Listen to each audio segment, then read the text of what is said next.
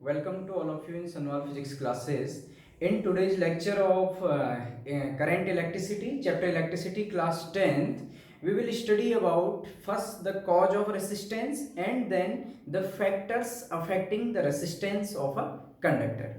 तो आज के इस लेक्चर में तो सबसे पहले हम यहाँ पे स्टार्ट करते हैं कॉज ऑफ रेसिस्टेंस कि रेसिस्टेंस का कॉज क्या है। कॉज ऑफ रेसिस्टेंस इससे प्रीवियस लेक्चर में, इससे पहले वाले लेक्चर में मैंने आपको एक्सप्लेन किया है, मैंने ऑलरेडी अपलोड किया है कि रेसिस्टेंस क्या है और उससे पहले ओम्स लॉ। तो आप वीडियोस को एक सीक्वेंस में देखिएगा सारे लेक्चर्स को।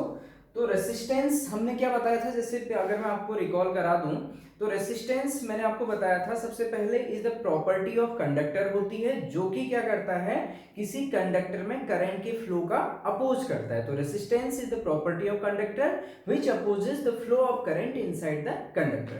और दूसरा हमने मैथमेटिकल डेफिनेशन पढ़ी थी रेसिस्टेंस की ओम्स लॉ से। ओम्स लॉ में आपको रिकॉल कराऊं, V directly proportional to I, यानी कि V equal to I R. यहां से जो R होता है, R क्या होता है, V अपॉन I। तो ये R को ही हम रेसिस्टेंस कहते हैं।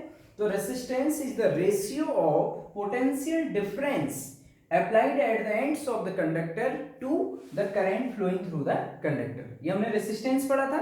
And we know unit of resistance volt per ampere, या हमने उसको किससे रिप्लेस किया था, ओम। हमने कहा था यूनिट ऑफ रेसिस्टेंस ओम है, ये कैपिटल लेटर ओमेगा से हम इसको डिनोट करते हैं।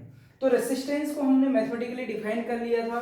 फिर हमने ओम्स लॉ का ग्राफ पढ़ लिया है प्रीवियस लेक्चर में। वी आई के बीच में ग्राफ क्या होता है, स्ट्रेट लाइन, और इसका जो स्लोप होगा इस ग्राफ का टेन थीटा जो हम यहां से निकालेंगे वो रेसिस्टेंस को यहां पर मेजर करेगा, यानी कि slope of V I graph resistance. एक और प्रीवियस लेक्चर में हमने डिस्कस किया था, अगर आई वी ग्राफ हो तो इसका जो स्लोप निकलेगा वो 1 अपॉन आर, यानी रेसिप्रोकल ऑफ रेसिस्टेंस को रिप्रेजेंट करता है। तो ये हमारी प्रीवियस नॉलेज थी रेसिस्टेंस। अब आज के इस लेक्चर में हम देखेंगे कि इस रेसिस्टेंस का कॉज क्या है, जो कि आपके किसी कंडक्टर में क्या करता है, करंट के फ्लो का अपोज करता है।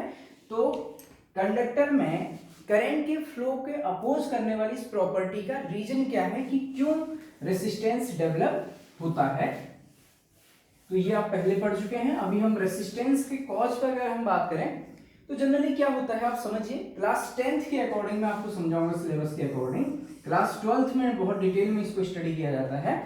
देखिए ये अगर एक कंडक्टर है तो कंडक्टर में हमने पोटेंशियल डिफरेंस दे दिया प्लस माइनस।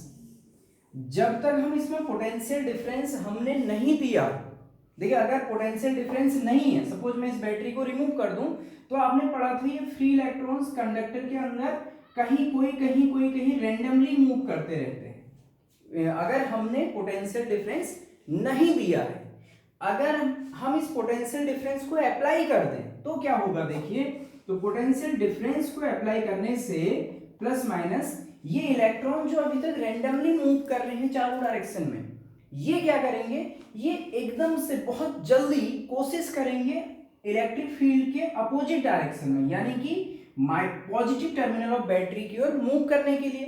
तो इस रीजन में क्या होता है, जैसे सपोज ये कोई रैंडमली कोई कहीं भी मूव कर रहा है अभी तक, तो अब ये सब एक ही डायरेक्शन में आएंगे, यानी कि ऐसे आ जाएंगे पॉजिटिव टर्मिनल ऑफ बैटरी। तो इस टाइम पर क्या होता है, ये इलेक्ट्रॉन्स आपस में एक दूसरे से कोलिजन करने लग जाते हैं, एक दूसरे से टकराने लग जाते हैं। तो इनका आपस में फ्री इलेक्ट्रॉन्स का आपस में कोलिजन होगा। तो देखिए यहां पर क्या होगा, जब ये इलेक्ट्रॉन यहां से अपने आप को electric field positive terminal of battery, या मैं इलेक्ट्रिक फील्ड के अपोजिट डायरेक्शन भी कहूं कि तो जो इलेक्ट्रिक फील्ड बनेगा उसकी डायरेक्शन हमारी ये होगी प्लस टू माइनस। तो हमारा क्या होगा, ये सब पॉजिटिव टर्मिनल ऑफ बैटरी की ओर आने की कोशिश करेंगे और इसमें इनका आपस में कोलिजन होता है। अब कोलिजन किस क्या है, मेन वर्ड मैंने बोला कोलिजन। ये कोलिजन कहां होता है, ये जो फ्री इलेक्ट्रॉन्स थे, ये फ्री इलेक्ट्रॉन्स आपस में कोलिजन करने लगेंगे, free electron to free electron, यानी कि free electron to free electron भी कोलिजन होगा विथ ईच अदर, भी एक दूसरे से टकराएंगे। और साथ ही इसमें जो पॉजिटिव आयंस बनेंगे, देखिए कहीं से इलेक्ट्रॉन जब मूव फ्री होगा तो वहां पर कैसा चार्ज आएगा, जहां पर जिस एटम से इलेक्ट्रॉन फ्री होके बनेगा तो पॉजिटिवली चार्ज बनेगा। तो उन पॉजिटिव आयंस जो प्रेजेंट होंगे कंडक्टर में, उनसे भी ये फ्री इलेक्ट्रॉन्स आपस में टकराते हैं, कोलिजन करते हैं। उस कोलिजन के कारण, क्यों, तो करंट कोलिजन के कारण ही रेसिस्टेंस में रेसिस्टेंस डेवलप होता है। रेसिस्टेंस मींस ये इलेक्ट्रॉन का फ्लो ही तो रिस्पॉन्सिबल है करंट बनाने के लिए। तो ये जो इलेक्ट्रॉन जिनके फ्लो के कारण करंट बन रहा है, तो क्यू, जितने इलेक्ट्रॉन फ्लो होंगे Q equal to N into e, यानी कि जितने ज्यादा इलेक्ट्रॉन हमारे फ्लो होंगे यूनिट टाइम में, तो उतना ही ज्यादा चार्ज फ्लो होगा। हमारे पास करंट क्या है, I equal to Q upon T है, या मैं इसको लिख सकता हूँ I equal to N E upon T भी हम इसको लिख सकते हैं। तो कुल मिला के क्या है, करंट के लिए कौन रिस्पॉन्सिबल है, ये फ्री इलेक्ट्रॉन्स ही तो रिस्पॉन्सिबल है। N into E number of free electrons per unit time, कितना चार्ज फ्लो हो रहा है या कितने इलेक्ट्रॉन्स इसके क्रॉस सेक्शन एरिया से आपके पास होते हैं यूनिट टाइम में। या तो हम कहें कि कितने इलेक्ट्रॉन क्रॉस सेक्शन एरिया में एंटर करें, या फिर हम कहेंगे कितने इलेक्ट्रॉन क्रॉस सेक्शन एरिया से पास हो। लेकिन इस बीच हमारा क्या हो रहा है कि जैसे हमने इस कंडक्टर में ये लगाई हमने पोटेंशियल डिफरेंस, तो फ्री इलेक्ट्रॉन्स, आपको ये याद रखना है, फ्री इलेक्ट्रॉन्स एक तो आपस में कोलिजन करने लग जाते हैं, और वो साथ में इस मेटल कंडक्टर में प्रेजेंट पॉजिटिव आयंस के साथ भी कोलिजन करने लगते हैं। And because free electrons are responsible for the flow of electric current, hence they collide with each other and positive ions, due to which they create a resist या opposition in the flow of current. वो current के flow में क्या कर देंगे, resist कर देंगे, opposition कर देंगे। तो अपोजिशन को ही रेसिस्ट करने की, करंट के फ्लो को रेसिस्ट करना, बाध देना, रोकना, रोकने की कोशिश करना, इस प्रॉपर्टी ऑफ कंडक्टर को ही हम कहते हैं रेसिस्टेंस। तो रेसिस्टेंस डेवलप कैसे हो रहा है, रेसिस्टेंस डेवलप होता है फ्री इलेक्ट्रॉन्स के आपस में कोलिजन से, और फ्री इलेक्ट्रॉन्स का मेटल कंडक्टर में प्रेजेंट पॉजिटिव आयंस के साथ कोलिजन के कारण, जिसके कारण करंट में आपका फ्लो में क्या आती है, रुकावट आती है, रेसिस्ट पैदा होता है। यही रीजन है किसका, रेसिस्टेंस का। अब ये जो रेसिस्टेंस होगा, ये अलग अलग मटेरियल का अलग अलग होगा कि उसमें इलेक्ट्रॉन्स का बाउंडेशन कैसा है। कॉपर के लिए अलग होगा, ये तो इसमें इलेक्ट्रॉन का बाउंडेशन अलग होगा। सिल्वर के लिए अलग होगा, जैसे silver is the best conductor of electricity, तो उसका रेसिस्टेंस कम होता है इन कंपैरिजन टू एल्यूमिनियम, कॉपर। तो इसलिए हर एक मटेरियल के नेचर पर भी ये डिपेंड करेगा उसका रेसिस्टेंस। ठीक, तो सबसे पहले हमने यहाँ पर अभी तक ये समझा कि रेसिस्टेंस का रीजन ही क्या है। Cause of resistance is the collision of free electrons with each other and the positive ions inside the metal conductor। यही रेसिस्टेंस का रीजन है। फिर हम आगे डिस्कस करेंगे फैक्टर्स अफेक्टिंग रेसिस्टेंस। इस रेसिस्टेंस को कौन कौन से फैक्टर अफेक्ट करेंगे, तो इसलिए मैं आपके लिए यहाँ पर इसके नोट्स बनाता हूँ कि कॉज ऑफ रेसिस्टेंस क्या है। ठीक,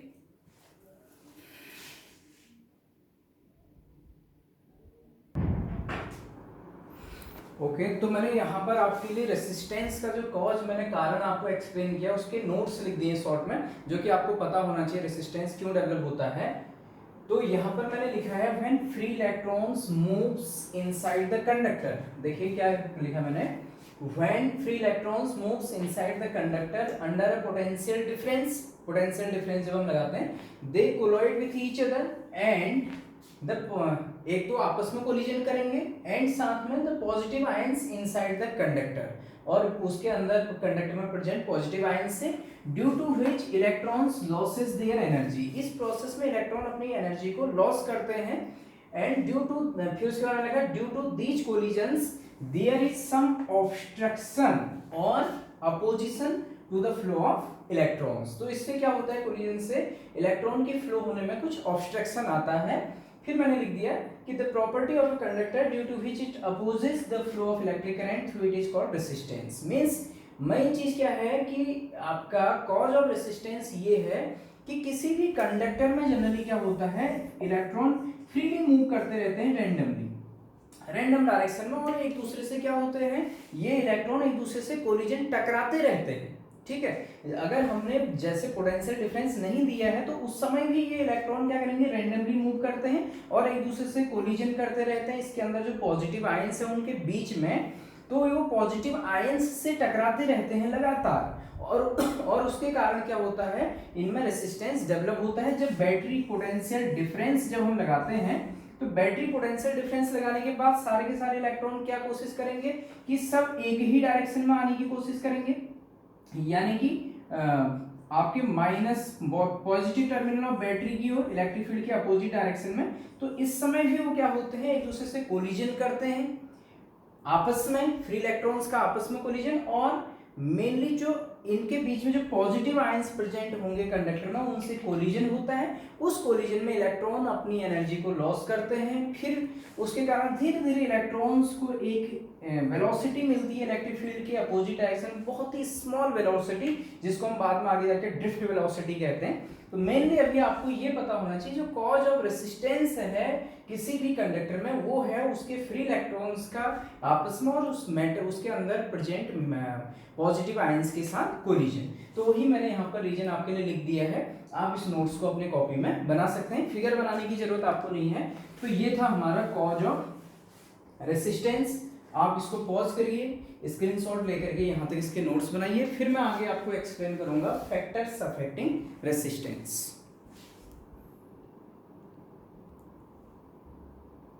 ओके, नेक्स्ट यहाँ पर अब मैं आपको एक्सप्लेन करूंगा factors affecting the resistance of a conductor. किसी कंडक्टर की रेसिस्टेंस को अफेक्ट करने वाले फैक्टर क्या क्या होते हैं उसको समझिए आप, ये बहुत इंपॉर्टेंट है। तो इसमें पहला आता है हमारे पास effect of length of the conductor, effect of length of the conductor, यानी कि कंडक्टर की लेंथ का क्या इफेक्ट होता है, effect of length of the conductor, conductor की लेंथ का क्या इफेक्ट पड़ेगा। इसमें ऐसा होता है, मान लीजिए मेरे पास ये कंडक्टर है, ये कंडक्टर में इसको बोलते हैं हम एरिया ऑफ क्रॉस सेक्शन। जैसे मान लीजिए वायर है, तो वायर सिलेंड्रिकल होगा, एक सिलेंडर के फॉर्म में, इसको बोलते हैं इसका एरिया ऑफ क्रॉस सेक्शन। तो ये तो एरिया ऑफ क्रॉस सेक्शन है, और ये है लेंथ ऑफ द कंडक्टर। अब इसमें क्या है, अगर मैं दो वायर ले लूं जिसका area of cross section means thickness same है, थिकनेस सेम है लेकिन लेंथ दोनों की चेंज है। तो मान लीजिए दूसरा वायर मेरा ये है, दूसरा वायर ये है। इस समय मैं ये एज्यूम कर रहा हूं कि जितना आपका area of cross section first wire का है, उतना ही एरिया ऑफ क्रॉस, जितना area of cross section first wire का है उतना ही किसका है, सेम है। मान लीजिए ये A1 है और A2 है, और A1 बराबर A2 बराबर A, ये यानी कि दोनों का area of cross section same है, मींस दोनों की थिकनेस सेम है। और इसकी लेंथ मान लीजिए इसका डबल है, इसकी लेंथ जो है L डैश बराबर 2 × L, इसकी लेंथ, यानी कहने का मतलब ये वायर की लेंथ ज्यादा है इससे। तो इन दोनों का अगर रेसिस्टेंस देखा जाए तो इस वायर का रेसिस्टेंस ज्यादा होता है।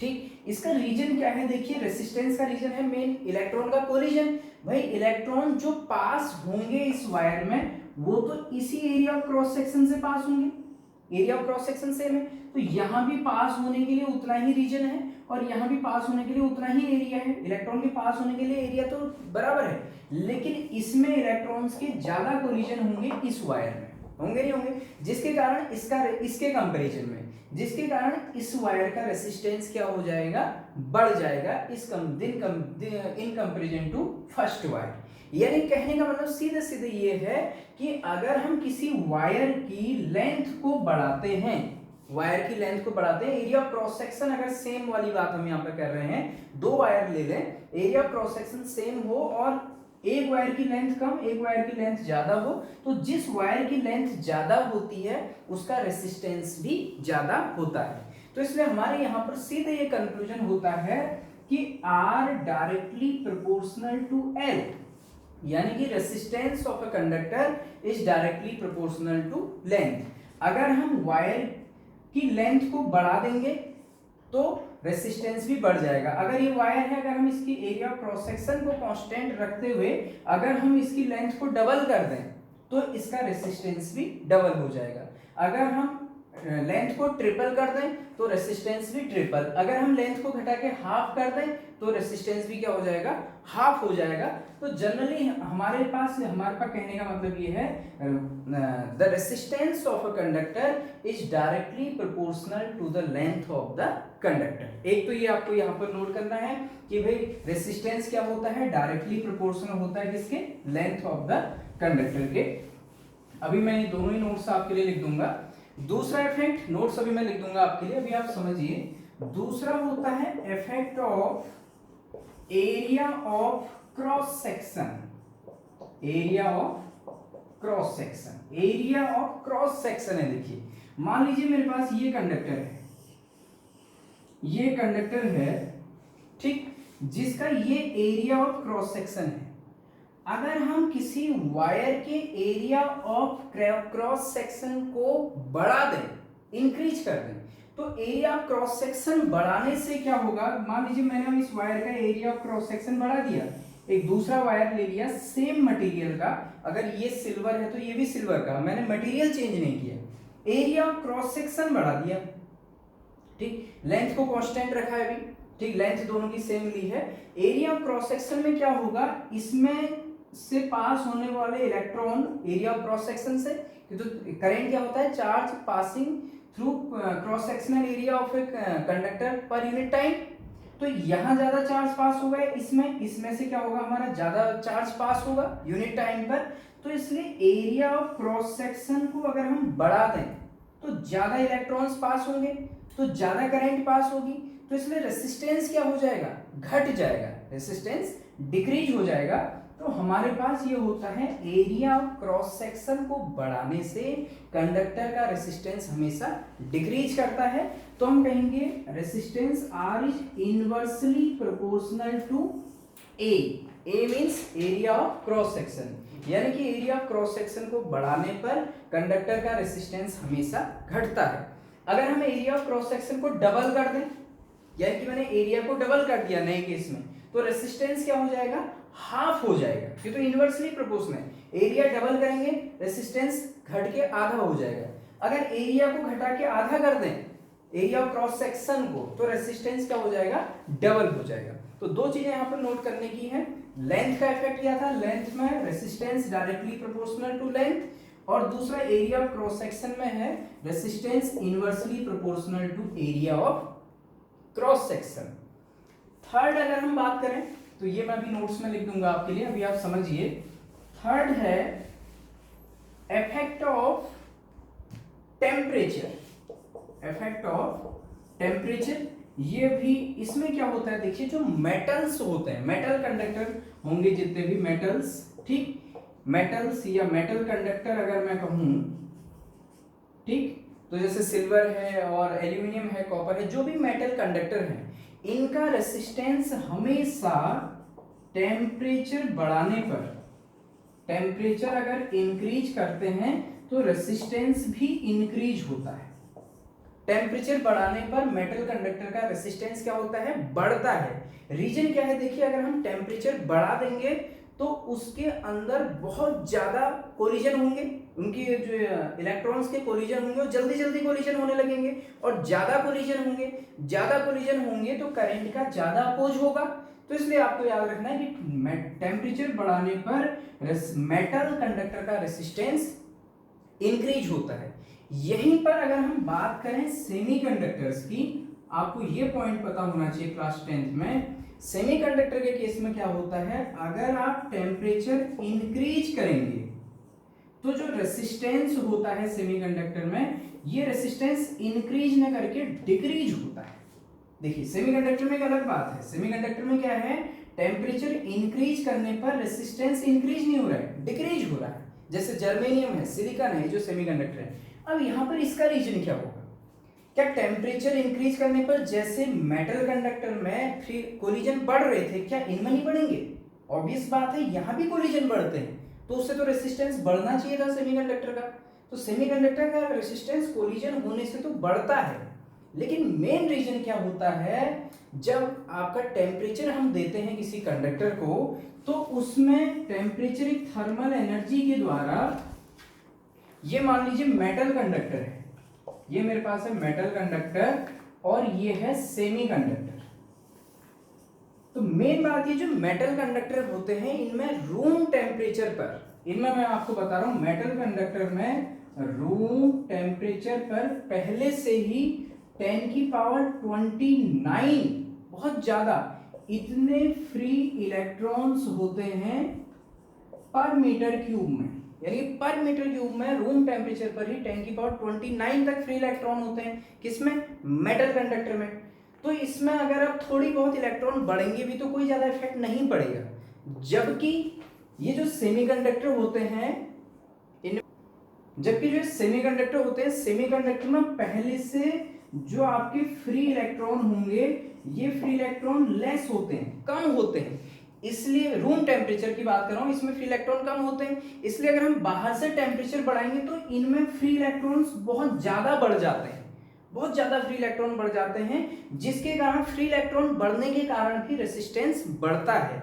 उसके लिए आप क्लास 12th में एक फॉर्मूला पढ़ेंगे R = ml/ne²A टाउ, जहां पर आपको ये m मास है, लेंथ है, यानी कि इलेक्ट्रॉन का charge, area of cross section, ये रिलैक्सेशन टाइम, मेन आप यहां पर n पर फोकस करिए।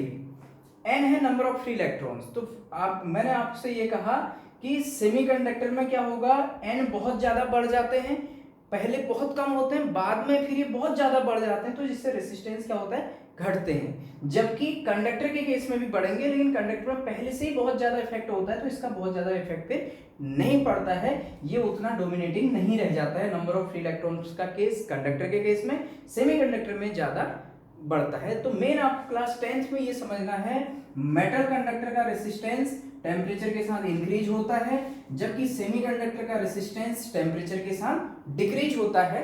ये तीसरा फैक्टर मैंने आपको बताया था, इफेक्ट ऑफ टेम्परेचर, ये भी मैं भी आपके लिए नोट्स में लिख दूंगा यहाँ पर। एक और फैक्टर है हमारे पास फोर्थ, ये फोर्थ होता है हमारे पास नेचर ऑफ मटेरियल।